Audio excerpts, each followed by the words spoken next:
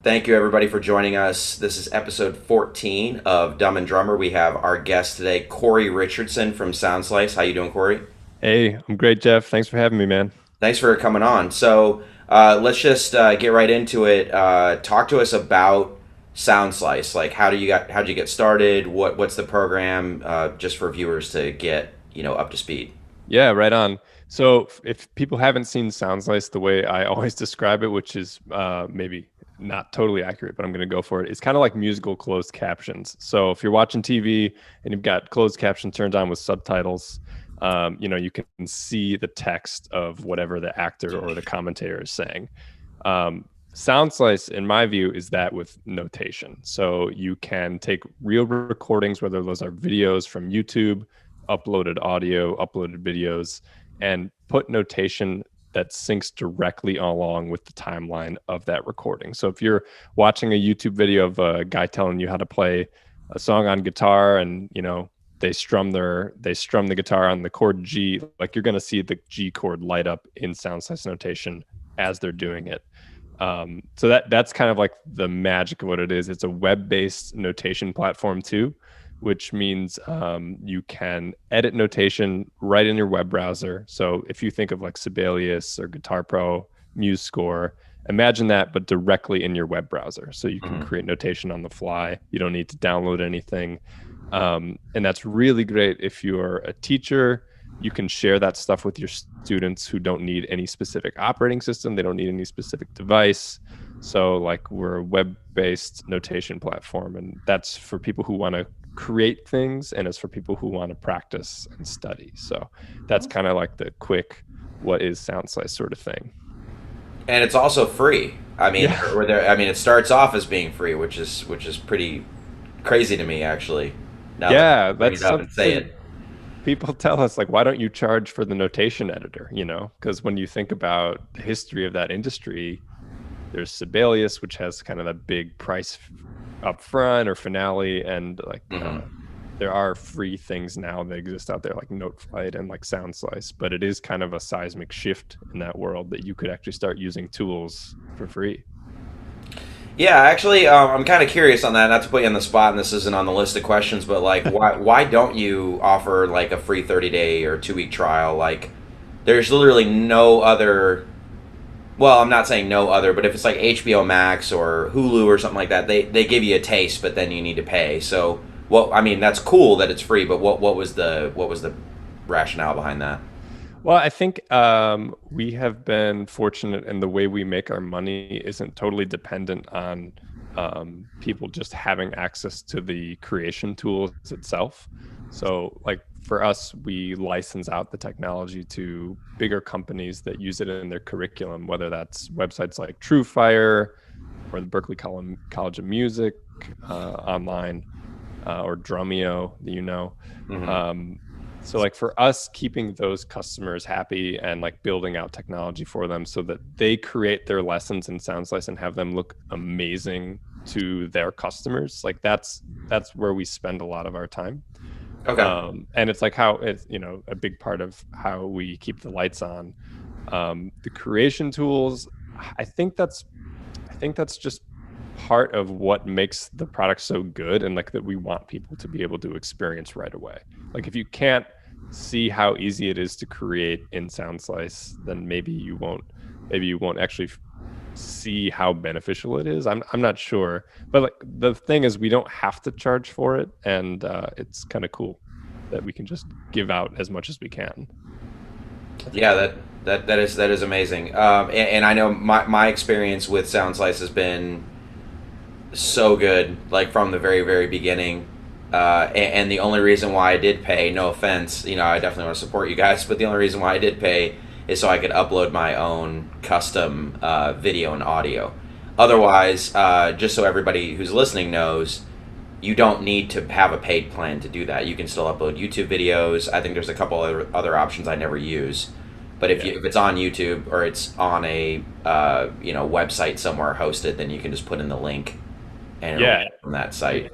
Exactly. If you're transcribing or you're creating notation from a YouTube link, that's totally free. You can use the notation editor and sync it up, and then share that on what we call a channel, which is kind of like a social media page for your own transcriptions and lessons, and you can publish right there. The things we charge for are exactly what you're saying. When you start uploading your own content, or maybe you want to share that stuff privately with students or maybe with friends, but you don't want it kind of out there in the open. So those are the kind of things where, like, it actually costs us more when people upload their own videos. We have more bills to pay because we Oh, yeah, have to yeah, host that content. So then we need to actually start putting a price tag on something. for sure. We try to talk a lot about bridging the gap between like the beginning drummer who's self taught, doesn't know much, that sort of thing, and then also like the really is hey, I've been playing for my whole life and I've always taken lessons and I have a degree or whatever. So like, how do you feel like Soundslice bridges the gap between those two types of drummers? That's a really cool focus, first of all, that you guys do that. Like that's really awesome. Um, I think Soundslice is a pretty natural bridge to that. So, like, the biggest change I can think of in music education in my life was being exposed to YouTube and just being able to see the way music was produced. So I'm a guitar player by trade. Being able to see the way people were making music just made it easier to understand for some reason, in a way that like went past the aural. Like when you hear it, it just seemed a little more tangible. Yeah. Especially that you can slow things down in the YouTube controls. Like if you go to settings and like shift it down to 75%, 50%, it's like, oh man, like this is crazy, but it is like formidable. Like you can get it. Like if you just sit down long enough and you just keep backing it up and doing it over and over and over again, like you will get it. And I think Soundslice is like a natural extension of that tool with the added benefit of the notation or the tablature. Yeah. And so for somebody coming in fresh, if they can see content that's in Soundslice, I think they are getting that tangible. It's really hard to explain, but I think it is much easier to understand like how music can be made if you can slow it down with these kind of resources. Absolutely. And the practice environment of being able to just loop something and see the notation, like there's something about memory. I think that when you actually see the notation, it helps you remember it. Like so putting those two elements together from the different mediums, the recording and the notation and the looping, I think it just ingrains concepts a little bit deeper. So like for someone getting started, I don't know, I don't think you could have a totally better situation than like that kind of learning environment. So just a quick question, but you Yeah. said there is a loop feature on there, so you can pick a particular portion of whatever video you're watching and loop it. Okay, that's cool. There's a lot of things out there that I wish had that simple feature. Right.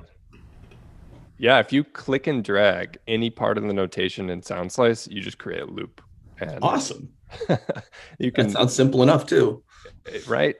That's what I really love about the program is that, and I mean, I guess we could just spend the rest of the time just like stroking your ego on how good it is, but like there's no point where I feel like overwhelmed.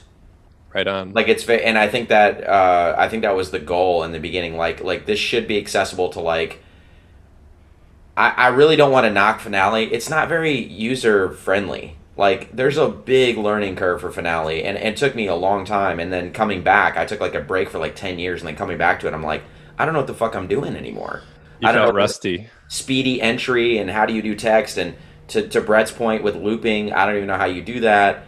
And even the playback on like Soundslice is so much better than anything I've used. Just the playback interface, like the playback code or whatever, it's just like the way that you want to do. If you want to do it 50% and you want to do a certain section, it's just a couple clicks and it's fine. And then you also provide a lot of help resources as well, right? Can you talk about that? Like you've really made a big push, I feel like, in the last year to come up with more instructional videos and posting that on the Instagram a little bit more.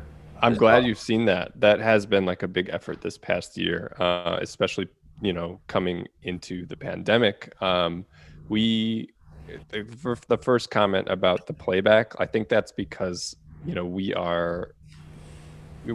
we're musicians as we build this, and we're familiar with DAWs and those sorts of things, and putting that kind of spin on playback seems really natural to us, and sounds like to you too. So that makes sense. But for the help content, yeah, at the start of the pandemic, we had a pretty big influx of teachers and artists who started using Soundslice to teach students remotely, which makes a ton of sense, and it kind of took us by surprise.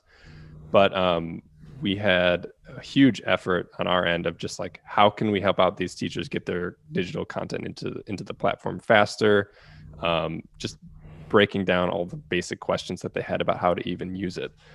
So it was kind of like all hands on deck for like 6 months at the start of the pandemic.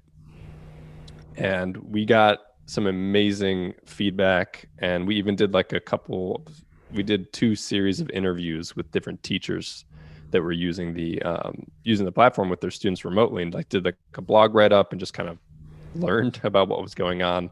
And it was cool. It was like, oh man, there are a total huge range of people that are using this for remote education. There was a conservatory in Argentina. There was somebody who was in a military band ensemble. Then there were just private teachers. There was a University of Arizona had like a percussion instruction program, like the gamut, stuff we had no idea about. That's awesome. It was awesome.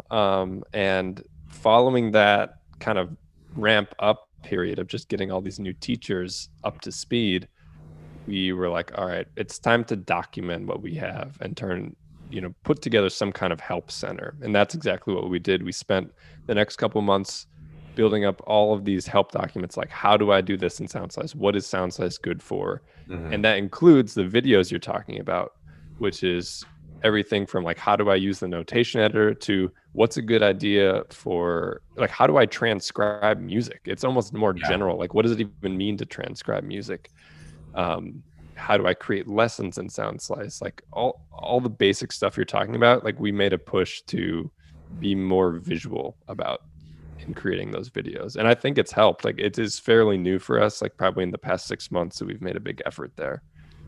Well, it puts less on the support. It's less emails, less time you have to answer questions and things like that. You just refer people to a help center. And if you have this sort of software and you don't have some sort of help, like part of your site or whatever, that's what you're gonna have to deal with, is just an assload of questions like on a continual basis, and then you can't make the product better. You're just offering support. It email is or something. We do get a lot of emails, and we get back to them as fast as we can. And hopefully this does help for some of the repeated questions, no doubt. But it's also great when we do keep track of the stuff we hear, even if it's repeated, in our own like little internal tracker of issues. Because like there's so much stuff that we still have to work on. And if we keep hearing the same thing over and over again, we just make a note of it. And it's like, all right, this is probably a good thing to focus on. It's still, even if we have a solution for it, maybe it's still confusing. Someone still doesn't understand why or what else does. Or for what I'm trying to do, I need to be a chameleon. I need it to be, one feature I will absolutely never use. And then somebody else is like, if you don't have that feature, I can't use the program. Like, it's not beneficial to me at all. Like, I had somebody reach out to me on Instagram and say, hey, do you want to try our transcription app or whatever? Like, we're going to release it soon, We're looking for like beta testers and things like that. And the hi-hat opening on the drum notation was on the top line of the staff. And I was like, are you going to move that? And they're like, no, we've gotten feedback on it, but that's just the way that blah, blah, blah. And I get it, coding and stuff like that. You can't just be like, well, let me just fix it. I'll have it done this afternoon. Like, it's a little bit more complicated. But I'm like, I can't use your program, man. Like, I like your program, but I mean, that's a deal breaker for me. If it's not PAS notation, Percussive Art Society, standard notation, or the option to do that, or you don't have a workaround, like, I can't make PDFs. I can't make turns. People will be confused. They're like, I don't know what that is. The top line is usually for ride cymbal. Yeah. So like On the actual line, right? Yeah. Yeah. I think it's like the F line at the top of the staff. Yeah. So things like that. But yeah, I'm glad that there is the help network. I think that really helps for somebody trying it out for the first time as well. Like, I'm gonna have a million questions, and how stressed out do I want to be? Learning this thing. Am I gonna have a support network? And you guys are so good at answering emails. Like, it's so crazy. Like, you're so fast, and sometimes I'm like, wow, you must just sit at your computer and just wait for these emails to come in or something. It helps that we are spread out across 3 time zones, like pretty big time zones. So the founder is Adrian Halavati, and he lives in Amsterdam now. Yeah, he always responds at like 3 a.m. or whatever. Yeah, that's probably why. That probably helps. Yeah. But I'm in Chicago, and then the designer is in Ireland. So we have some like global coverage of time zones, which is pretty rad. That's awesome. Yeah. And Adrian is a big proponent of just like feedback from users. Pretty militant about it in a way. Like, I think people get surprised when they get an email from the founder or from somebody that works at a company, like within an hour, within 10 minutes sometimes. Oh, like, yeah. Did you just write me back right now? And did you just fix that code like right now? Like, that's amazing. I mean, how many times have I sent in things like that? A lot. Yeah, I mean, if I had a record, I probably sent in. And again, this isn't like, well, I want to get you on to talk about how I've improved your product or whatever. But I mean, I have sent in, I'd say in the last year, at least like 50 different things. I mean, it's just like either there was a technical glitch that just needed, to be addressed right then and there, or it's like, hey, from a user perspective, it would be really nice to be able to have this. Yeah. And then not once have you ever been like, yeah, we might get to it. We're a little busy right now. That's not really important. I've never gotten the impression that you're like, well, you got bigger fish to fry, man. You're just like one person, so it's all good. Like, we'll just skim over it. Like, your attention to detail for that sort of thing is, I think that's my favorite thing about the product, honestly, is the support and the attention to detail. Because like, there's so many other people that can offer what you're offering. I mean, I think you're the best, but like, I'm saying there are options, and you've already named a few. So like, as people are shopping around, like, what's going to set you apart, what's going to close them on using you versus the other half dozen options they have, support is a big thing for a lot of people. So I definitely appreciate it.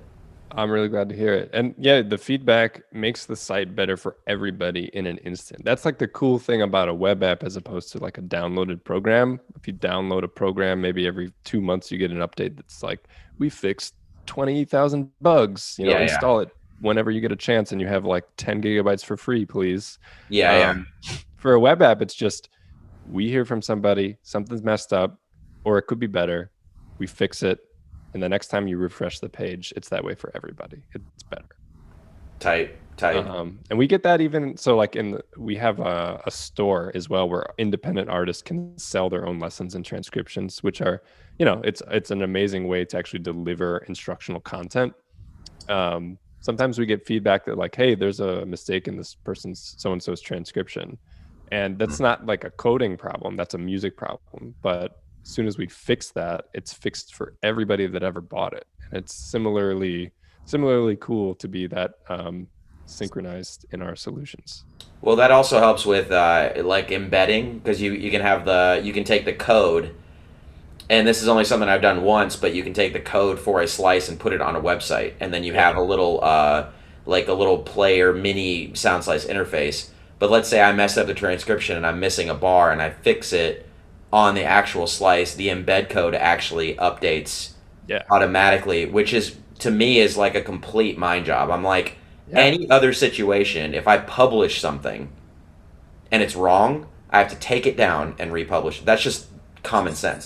So once you've transcribed something, like you said, you mess it up, you don't have to completely take it down and upload a new thing. You can actually edit the transcription. Yeah, man. And that's like, isn't that just mind-boggling? Night and day. That's awesome. Like, PDFs need to go away forever, basically. Yeah. Just send me a link because I've had situations where I think for the first year that I used the program, and I talked to you about this, I don't know if you remember because I sent you a million emails, but I put the bass drum on the bottom line. Yeah, on the E line, right? On the E line, yeah. Yeah, I do remember. And there's a bunch of different ways to notate bass drum. Yeah. No one ever called me out, and I published probably 100 transcriptions from Soundslice on my social media pages. No one ever said, hey, that's like a floor tom or something like that. Like, no one ever, because I mean, bottom line, you know, it looks like it's common sense, but like that, I would go back now and update, because I'd be anal about it. I'd go back and update it, and now, like, to a lot of people, they're none the wiser. Right. Because they don't have any, there's no links or anything besides the video I posted on social media. If they go to the link that I provided, the bass drum will be right because I went back and adjusted it. Yeah, exactly. So I mean, that's cool for that situation. But there's so many practical applications as well. For being a teacher, you have a couple hundred lessons on, and you need to make a change. Let's say that the change that I brought up. Think about how much work it would go in to manually update all of my lessons because my bass drum's notated wrong. Imagine if you had to like print all that material too. Jeez. I guess this slightly off subject question, but just does the app work on mobile at all? Yeah, it does. And actually, we just made a huge advancement on the editor side. So, it works on mobile. You can load up a notation on a tablet, on your desktop, on your phone. And one of the cool things about it is that we render that notation so that it fits your device screen as best, as many systems as possible without being too scrunched. Right. You can still change the size if you want. You can still zoom. You can make the notation bigger or smaller. Awesome. And like compared to like the dark ages of PDFs on tablets, like that PDF just gets crunched or expanded to some completely unhelpful level. If you were practicing or performing, it's essentially useless. So it definitely runs on mobile. And last week we made a huge update to our notation editor so that the note entry stuff works way better on tablet. There's like a little keyboard, like a visual keyboard that pops up now that you can just type in musical notes and do note entry. And so for a while that was like a pretty big gap, is that entering music on mobile was not so good.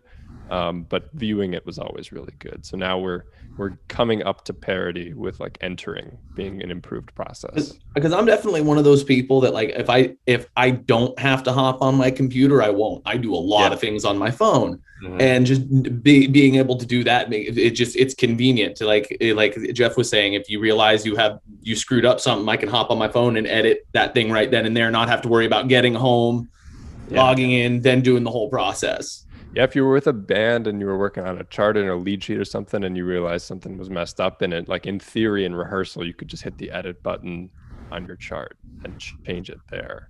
And that's awesome. Yeah. That's really cool. I have another off topic question, which are always the best questions, by the way. So you play a lot of wedding gigs and you play guitar. Have you religiously converted your bandmates to using Soundslice? So no, I haven't, because I don't run this wedding band. I'm a hired gun, and they do use like Fourscore, I think. Fourscore? Yeah, I think they use Fourscore. I don't even know what that is. It's an old music viewer for iPads.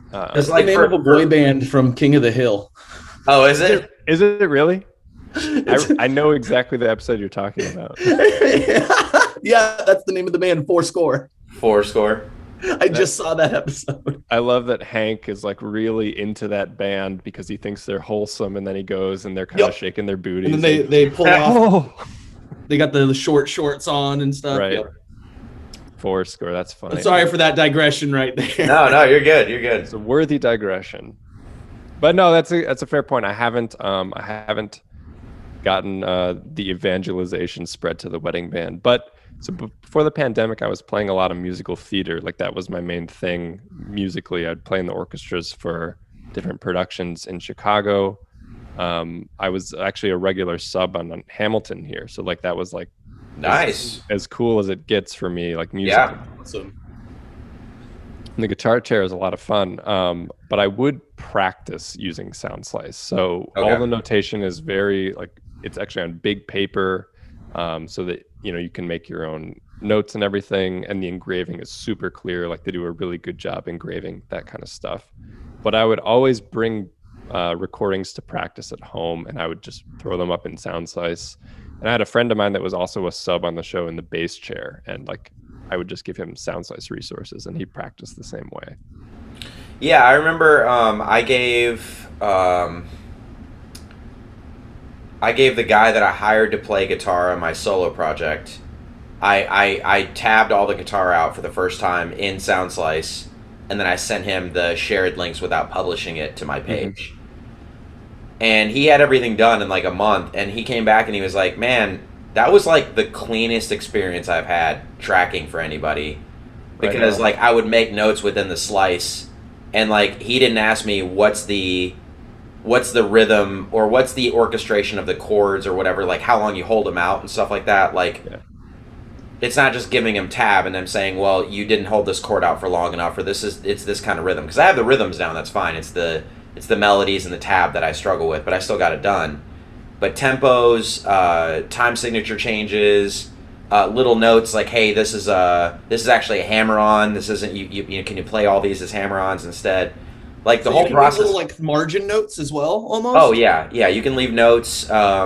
You can do like lyrics. You can do display the tempo, display the time signature. Obviously the time signatures, but any of the, like for tab is different than drums, obviously, because if I want the strumming pattern to be a certain way, you can't just notate it like you would on drums. You have to notate it like the notes are tied together or written like maybe you put a quarter note right next to an eighth note, and you would never do that in like I would never do that in percussion. I just put a eighth note and an eighth note because it's just. Now you also said tab. Does Soundslice do notation and tablature? Yeah, so it started as just tablature. The founder is a really good gypsy jazz guitar player, and initially it was just a tablature platform. So that like I came into working at Soundslice probably I think 3 years after Adrian created it, and I knew it first and foremost as a tablature only platform.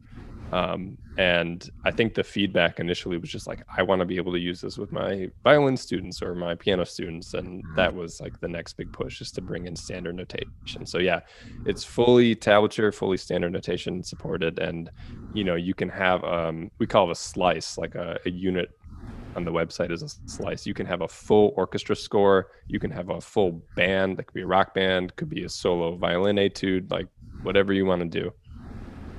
Who originally said, "Why aren't there drums?" and how can we get them? Like, when did that happen? That's a good question, because like we always, so from the moment standard notation was supported, you could always, in theory, upload like a music XML file that supported drums. It just wouldn't play back as the synthetic drums. Exactly. I don't know if I can remember the impetus for like, hey, we really need to get percussion synth working. But I remember even the note heads, like having to spend a lot of time mapping that. Some of those are cross note heads typically in the standardization. And I wish I could tell you, I don't remember.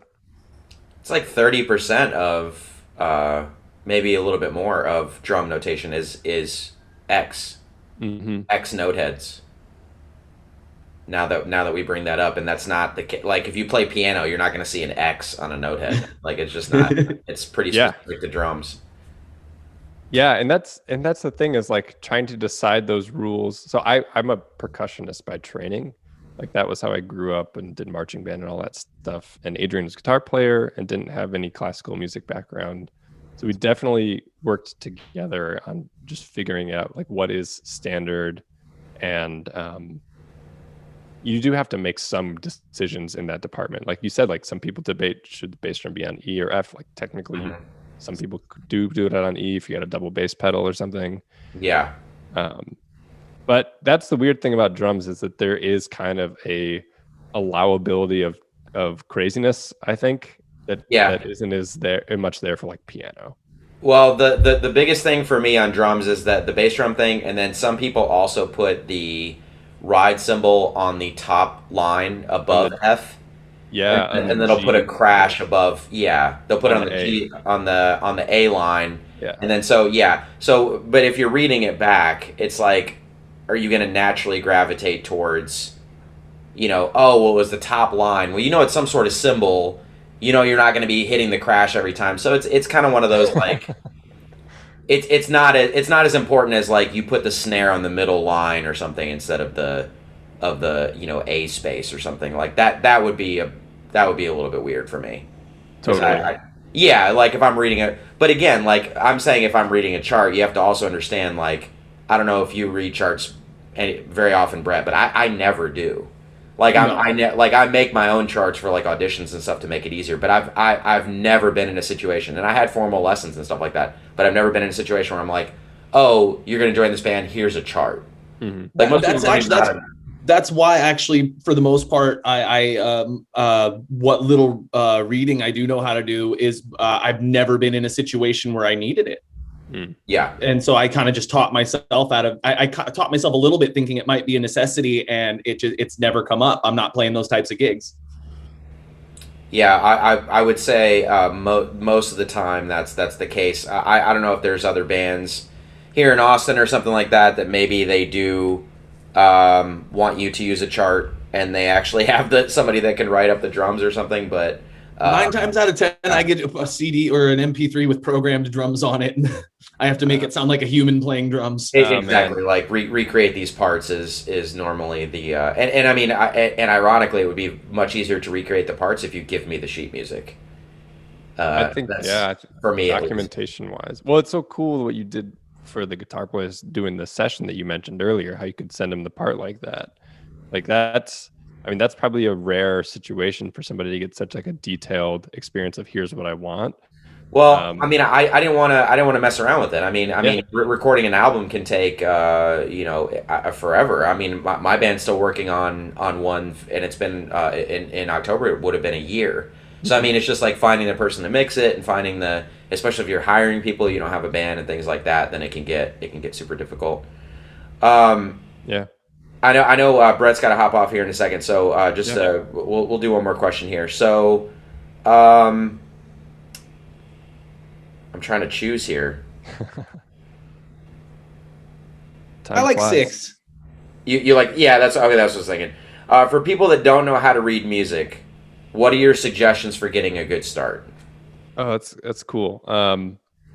So I, like I said, started as a percussionist, and I thought learning how to read rhythm was actually an amazing foundation for just like general music learning, notation learning. So I would recommend that. Like I would recommend learn how to read snare drum etudes and start super, super simple. I learned to sort of parse rhythm orally, like using animal noises and then associating them with written notation. So like 4 16th notes, alligator. Eighth note, 2 16th notes, anteater. Snake, monkey, elephant, alligator, monkey, snake. And I know that sounds ridiculous, but it really doesn't. Learning basic rhythm reading and being able to like audiate that way helped me parse written notation. So when I would see a snare drum etude, I wouldn't get so hung up on 1 E and a 2 and a 3 and 4 E and a 1 is a 2 is a 3. I was just kind of like anteater, monkey, alligator, snake, monkey, snake, snake, snake, monkey, snake. And I just whatever works. It was just such a leap forward because I started making music a lot faster than some of my peers, I think. Mm-hmm. And even going on to study profession, like I did go to music college for guitar, and I play in professional situations. Like I still found that like there were people that were not as strong in their rhythmic reading, and even if they could identify notes all up and down the staves, like rhythm is just crucial. And I think you can branch off of that in a like a stronger way. So I think it's an easier place to start, and I think it's more important in the long term. So learn how to read rhythm. That's so cool that you're like, where should you start? Snare drum. Yeah. Like even if you're a violinist or you're a guitar or even a singer, I mean, because if you don't know the rhythms, how are you going to ever read charts? For Like, sure. like I don't hear anything. Like, I mean, people can sight sing, but when I look at a piece of music, the first thing I look at, I mean, I know I'm a drummer primarily, but I mean, most people will see the rhythms and the cues. Yeah. And then maybe you go to, okay, it's da da da da da da da, and then you maybe start singing the melodies or kind of tapping it out. But the first thing you see is black and white on the paper. That's all rhythm.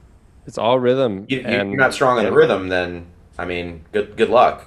Honestly, you can fake your way through stuff better with rhythm, like with the strong rhythm reading too. Like when I was auditioning for like jazz ensembles, playing as a guitar player, just doing a lot of comping and stuff, there might be like voicings that I wasn't comfortable with, or lines that would be a little more above my level at a given time.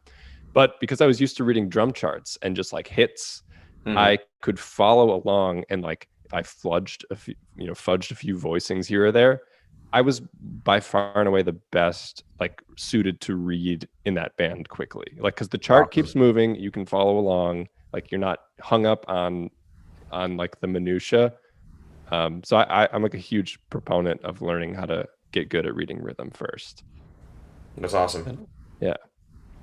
Cool. And I'm speaking to the right people about it. Yeah. You're talking to two drummers. You're like, oh, where should you start? Let's think for a minute. What I'm not do we all pandering agree at on? all, I swear.